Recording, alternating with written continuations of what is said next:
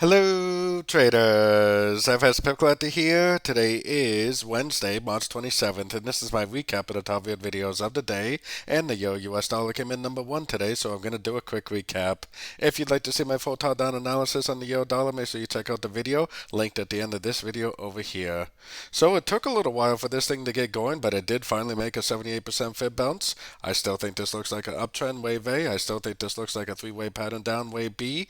I still believe, just like I said this morning, that we probably are going to go up and make a wave C. Now we have to remember that the trend is down on the daily time frame and up, and it really could end up continuing back down. It doesn't have to take out the high of wave A, but I mean, it does look like it probably will, which will probably be a crutch into this last move down. So throw your Fibonacci retracement on there. Once it breaks the high of wave A, look for a reversal, look for a breaker structure, get out of your longs, and go short for the continuation of the higher time frame downtrend.